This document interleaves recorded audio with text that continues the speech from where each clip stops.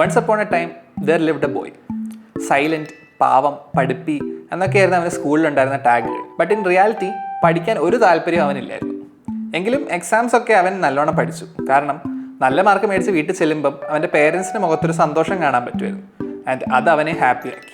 അങ്ങനെ 10th plus 2 ഒക്കെ വലിയ കുഴപ്പമില്ലാതെ കടന്നുപോയി. ഇനി ലൈഫിൽ എന്താകണമെന്ന ഇമ്പോർട്ടൻറ്റ് ഡിസിഷൻ എടുക്കാനുള്ള സമയം വന്നു. ബട്ട് അവൻ ജീവിക്കുന്ന ലോകത്ത് പ്ലസ് 2 കഴിഞ്ഞാൽ പിന്നെ മെയിനായിട്ട് 2 ഓപ്ഷനേ കിട്ടുള്ളൂ: എഞ്ചിനീയറിംഗ് അല്ലെങ്കിൽ MBBS.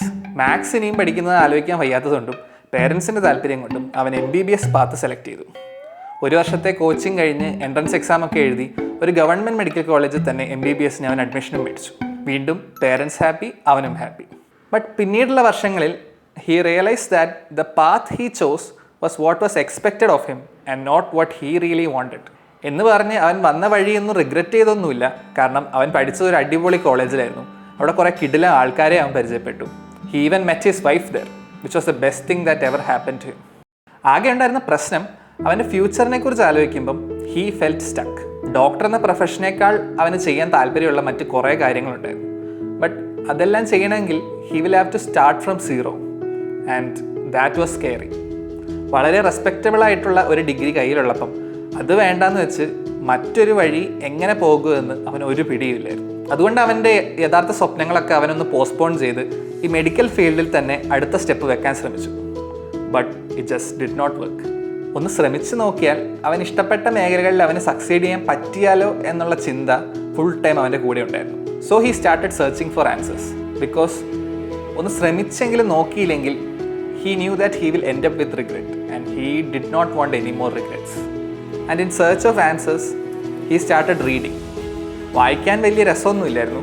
ബട്ട് അവൻ വായിച്ച പുസ്തകങ്ങളിൽ അവനെ പോലെ തന്നെ സ്വപ്നം കണ്ട് ആ സ്വപ്നത്തിലേക്ക് എത്തിച്ചേർന്ന ഒരുപാട് പേരുടെ ജീവിതം അവന് കാണാൻ പറ്റി. ഈ പുസ്തകങ്ങളിൽ നിന്ന് പഠിച്ച കാര്യങ്ങൾ അവൻ ലൈഫിൽ അപ്ലൈ ചെയ്തു തുടങ്ങി. ആൻഡ് പതുക്കെ പതുക്കെ അവൻ്റെ സെൽഫ് ബിലീഫും കോൺഫിഡൻസും ഒക്കെ ഇമ്പ്രൂവ് ചെയ്തു തുടങ്ങി. And one day he applied for a new job that was closer to what he actually wanted to. Luckily അവന് ആ ജോലി കിട്ടി. ആൻഡ് അവിടെ ഒരു കംപ്ലീറ്റ്ലി ഡിഫറെൻറ്റ് ലോകമായിരുന്നു. അവിടെ അവന് കുറേ പുതിയ കാര്യങ്ങളൊക്കെ ചെയ്തു നോക്കാനും പറ്റി. ജോലി കിട്ടിയെന്ന് വിചാരിച്ച ഉടനെ അവൻ അതിൽ വൻ എക്സ്പെർട്ടൊന്നും ആയില്ല. പക്ഷേ ലൈഫിൽ സ്റ്റക്കായി പോയോ എന്ന് വിചാരിച്ചിടത്ത് നിന്നും മുൻപിൽ ഒരുപാട് പുതിയ വഴികൾ ഉണ്ടെന്നുള്ള തിരിച്ചറിവും അതൊക്കെ ഫോളോ ചെയ്ത് നോക്കാനുള്ള ധൈര്യവും അവനുണ്ടായി. ഇപ്പോൾ അവനൊരു ചെറിയ യൂട്യൂബ് ചാനലിൽ ഗ്രോ ചെയ്യാനുള്ള ശ്രമത്തിലാണ്. സോറി, കഥ കുറച്ച് നീണ്ടുപോയി. പക്ഷേ വേറൊരാളുടെ ലൈഫിലെ എക്സ്പീരിയൻസ് ഷെയർ ചെയ്യുന്നതിലും കൂടുതൽ ജെനുവിൻ എൻ്റെ തന്നെ എക്സ്പീരിയൻസ് ഷെയർ ചെയ്യുന്നതാണെന്ന് തോന്നി. ഈ കഥയിലെ വലിയൊരു ടേണിംഗ് പോയിന്റ് സംഭവിച്ചത് ഞാൻ കുറച്ച് ബുക്കുകൾ വായിച്ച് അതിൽ നിന്ന് പഠിച്ച കുറച്ച് കാര്യങ്ങൾ ലൈഫിൽ അപ്ലൈ ചെയ്ത് നോക്കിയപ്പോഴാണ്. I don't really like reading novels അല്ല, ഇതുപോലത്തെ സെൽഫ് ഹെൽപ്പ് ബുക്സ്. ഈ സെൽഫ് ഹെൽപ്പ് എന്ന് കേൾക്കുമ്പോഴേ എനിക്ക് തോന്നിക്കൊണ്ടിരുന്നത് ഈ ബുക്കൊക്കെ വായിച്ചാൽ എൻ്റെ പ്രശ്നങ്ങളൊക്കെ ഓട്ടോമാറ്റിക്കലി അങ്ങ് സോൾവ് ആകുമായിരുന്നു. ബട്ട് ഇതിൽ നിന്ന് മനസ്സിലാക്കുന്ന കാര്യങ്ങൾ ലൈഫിൽ അപ്ലൈ ചെയ്യാൻ നമ്മുടെ ഭാഗത്തുനിന്നൊരു ശ്രമം ഉണ്ടായിട്ടില്ലെങ്കിൽ these are worthless. Still, if there is one habit that I will suggest you to develop in life, it will be reading. ഞാനിതിനെ അപ്രോച്ച് ചെയ്യുന്നത് അസുഖത്തിന് മരുന്ന് കഴിക്കുന്നത് പോലെയാണ്, അല്ലെങ്കിൽ പച്ചക്കറിയൊക്കെ കഴിക്കുന്ന പോലെയാണ്. ചെയ്യാൻ എനിക്ക് വലിയ താല്പര്യമില്ല. ബട്ട് വായിക്കുന്നത് എൻ്റെ മൈൻഡിനും ബ്രെയിനിനും നല്ലതാണെന്ന് അറിയാവുന്നതുകൊണ്ട് ഐ ട്രൈ ടു റീഡ്. എല്ലാ ബുക്സും ഒരുപോലെ യൂസ്ഫുൾ ഒന്നും ആകത്തില്ല. ഫോർ എക്സാമ്പിൾ, ഈ ബുക്കിലൊക്കെ ശരിക്കും ഒരു 15 പേജിനുള്ള കണ്ടന്റേ ഉള്ളൂ. ബാക്കി ഫുള്ള് ചുമ്മാ തള്ളിമറിച്ച് വെച്ചേക്കാണ്. ചില ബുക്കൊക്കെ ബോറിങ്ങുമാണ്. ബട്ട് വായിച്ചിട്ട് ഇഷ്ടപ്പെടാത്ത ബുക്കിൽ നിന്ന് പോലും എനിക്ക് യൂസ്ഫുൾ ആയിട്ടുള്ള എന്തെങ്കിലും ഒരു ഐഡിയ കിട്ടിയിട്ടുണ്ട്. അതുപോലത്തെ ഒരു ബുക്കിൽ നിന്നാണ് I got introduce to the concept of our subconscious mind. നമ്മുടെ മൈൻഡിന് 3 പാർട്ട് ഉണ്ടെന്നാണ് പറയുന്നത്: conscious, subconscious and unconscious. ഇതിലെ ഈ സബ് കോൺഷ്യസ് പാർട്ടാണ് ഞാൻ തുടക്കം തൊട്ട് പറയുന്ന നമ്മുടെ super power. It is like an unlimited source of power that we don't know how to use. നമ്മളിപ്പം ചിന്തിക്കുന്ന കാര്യങ്ങളും നമ്മുടെ സറൗണ്ടിങ്സിനെ അസസ് ചെയ്യുന്നതൊക്കെ നമ്മുടെ കോൺഷ്യസ് മൈൻഡാണ്. ബട്ട് നമ്മൾ എങ്ങനെയാണ് ജീവിക്കുന്നതെന്നും നമ്മൾ എന്ത് തരം ആളാണെന്നൊക്കെ ഡിസൈഡ് ചെയ്യുന്നതിൽ ഈ സബ് കോൺഷ്യസ് മൈൻഡ് വലിയൊരു റോൾ വഹിക്കുന്നുണ്ട്. ബട്ട് ഇപ്പോൾ എൻ്റെ സബ് കോൺഷ്യസ് മൈൻഡ് എന്താണ് ചെയ്യുന്നതെന്ന് ചോദിച്ചാൽ ഐ ഹാവ് നോ ഐഡിയ. കാരണം we don't directly control it, but നമുക്കിതിനെ ഇൻഡയറക്റ്റ് ആയിട്ട് കൺട്രോൾ ചെയ്യാൻ പറ്റും. ഫോർ എക്സാമ്പിൾ, നമ്മുടെ സബ് കോൺഷ്യസ് മൈൻഡ് ഒരു ഭയങ്കര പവർഫുൾ ആയിട്ടുള്ള ഒരു കമ്പ്യൂട്ടർ ആണെന്ന് വിചാരിക്കുക. ഈ കമ്പ്യൂട്ടർ എത്ര പവർഫുൾ ആണെങ്കിലും അതിന് ഫംഗ്ഷൻ ചെയ്യാനുള്ള ഡയറക്ഷൻസ് കൊടുത്തില്ലെങ്കിൽ അതുകൊണ്ട് ഒരു ഉപയോഗമില്ല. ഇൻ അതർ വേർഡ്സ്, കോഡിങ്ങും സോഫ്റ്റ്വെയർ ഒന്നും ഇല്ലെങ്കിൽ ഹാർഡ്വെയർ കൊണ്ട് ഒരു കാര്യമില്ല. ഇതുപോലെ നമ്മുടെ സബ് കോൺഷ്യസ് മൈൻഡിന് നമുക്ക് ഡയറക്ഷൻസ് കൊടുക്കാൻ പറ്റും നമ്മുടെ ചിന്തകൾ വഴി. We can code our subconscious mind through our thoughts. So ഈ ഒരു പവറിനെ നമുക്ക് കൂടുതൽ ഉപയോഗിക്കാൻ വേണ്ടിയുള്ള ഒരു 3 കാര്യങ്ങളെക്കുറിച്ചാണ് ഇനി പറയാൻ പോകുന്നത്.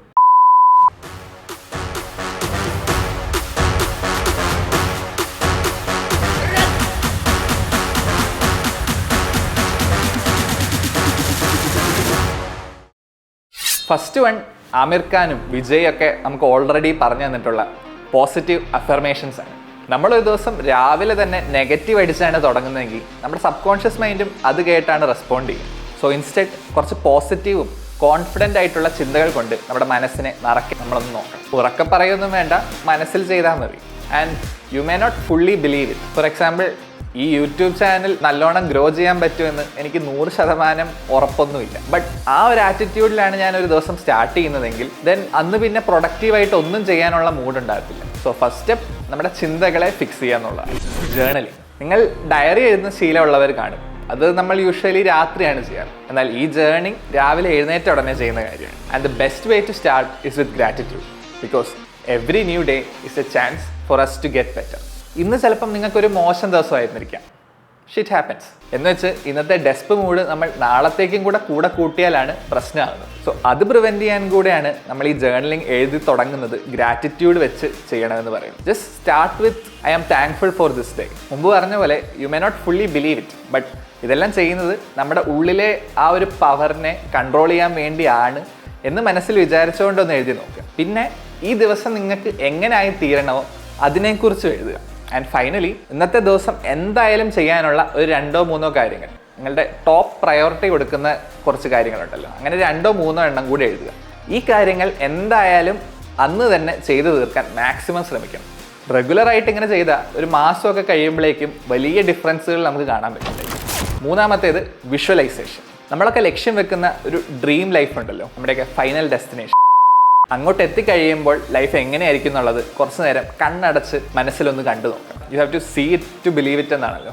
ഇങ്ങനെ ഡെയിലി ചെയ്യുമ്പം നമ്മുടെ സബ് കോൺഷ്യസ് മൈൻഡും നമ്മുടെ ഈ സ്വപ്നത്തിൽ വിശ്വസിച്ചു തുടങ്ങും. ഇങ്ങനെയാണ് നമുക്കൊക്കെ ആത്മവിശ്വാസം ഉണ്ടായത്. ഈ സെൽഫ് ബിലീഫ് ഉണ്ടെങ്കിൽ മാത്രമേ നമുക്ക് നമ്മുടെ സ്വപ്നത്തിലേക്ക് നടന്നു നീങ്ങാൻ പറ്റുള്ളൂ. അൾട്ടിമേറ്റ്ലി നമ്മുടെ സബ് കോൺഷ്യസ് മൈൻഡിന് നമ്മുടെ ഐഡന്റിറ്റി തന്നെ മാറ്റിയെടുക്കാൻ പറ്റും എന്നുള്ളതാണ് മെയിൻ പോയിന്റ്. ഫോർ എക്സാമ്പിൾ, എൻ്റെ ഐഡന്റിറ്റി ഒരു മടിയൻ എന്നാണെങ്കിൽ അത് മാറ്റിയെടുക്കാൻ ഈ സബ് കോൺഷ്യസ് മൈൻഡിന് കഴിയും. ആരും പ്രതീക്ഷിക്കാത്ത അത്ര ഉയരങ്ങൾ കീഴടക്കിയവരൊക്കെ അവരുടെ ഫിസിക്കൽ ഫീച്ചേഴ്സ് വെച്ചോ ബ്രെയിൻ പവർ വെച്ചോ ഒന്നും അല്ല അത് ചെയ്തത്. Their mind set was their most important tool. So നമുക്കും നമ്മുടെ മൈൻഡിൻ്റെ പവറിനെ അൺലോക്ക് ചെയ്യാൻ ശ്രമിക്കാം. ഈ വീഡിയോയുടെ ഇവിടെ വരെ നിങ്ങൾ കണ്ടെത്തിയിട്ടുണ്ടെങ്കിൽ വെൽ ഡൺ. ഇനി ധൈര്യമായിട്ട് സബ്സ്ക്രൈബ് ചെയ്യാം, കാരണം ഈ ടോപ്പിക്ക് കുറച്ച് ഡ്രൈ ആണെന്നറിയാം. ഇനിയുള്ള വീഡിയോസൊക്കെ ഇതിനെക്കാട്ടും ഇൻട്രസ്റ്റിംഗ് ആണ്. So definitely consider subscribe. ഇനി എനിക്ക് പറയാനുള്ളത് നീറ്റ്, JEE പോലത്തെ പ്രൊഫഷണൽ കോഴ്സിന് വേണ്ടിയുള്ള കോമ്പറ്റേറ്റീവ് എക്സാംസിന് പ്രിപ്പയർ ചെയ്യുന്ന സ്റ്റുഡൻസിനോടാണ്. എൻ്റെ തുടക്കത്തിലെ സ്റ്റോറി കേട്ട് നിങ്ങൾ ആരും കൺഫ്യൂസ്ഡ് ആകരുത്. ഞാൻ മെഡിക്കൽ ഫീൽഡ് വിട്ട് വേറൊരു പാത്ത് ചൂസ് ചെയ്തത് മെഡിക്കൽ ഫീൽഡിന് പ്രശ്നം ഉണ്ടായിട്ടല്ല. ഞാൻ വലുതാകുന്നതനുസരിച്ച് എന്നെ തന്നെ കൂടുതൽ മനസ്സിലാക്കി എൻ്റെ ഇഷ്ടങ്ങളെക്കുറിച്ച് കൂടുതൽ ക്ലിയർ ആയിട്ടുള്ളൊരു ഐഡിയ ഉണ്ടായി. അതുകൊണ്ടാണ് ആ ഒരു ട്രാൻസിഷൻ നടത്തിയത്. നിങ്ങളിപ്പം നിങ്ങൾ എടുത്തുപോയ തീരുമാനങ്ങൾ ശരിയാണോ എന്നൊന്നും ആലോചിച്ച് സമയം കളയണ്ട. നിങ്ങളിപ്പം എഴുതാൻ പോകുന്ന എക്സാംസിൻ്റെ റിസൾട്ട് നിങ്ങളുടെ ലൈഫിലൊരു ടെമ്പററി എഫക്റ്റ് മാത്രമേ ഉണ്ടാക്കുകയുള്ളൂ. അതേസമയം നിങ്ങളിപ്പോൾ ചെയ്തുകൊണ്ടിരിക്കുന്ന ഹാർഡ് വർക്കും ആ മെൻറ്റാലിറ്റിയൊക്കെ നിങ്ങൾക്ക് ലൈഫ് ലോങ് ഒരു അസറ്റായിട്ട് മാറും. സോ റിസൾട്ടിനെ കുറിച്ച് ആലോചിച്ച് ടെൻഷൻ അടിക്കേണ്ട.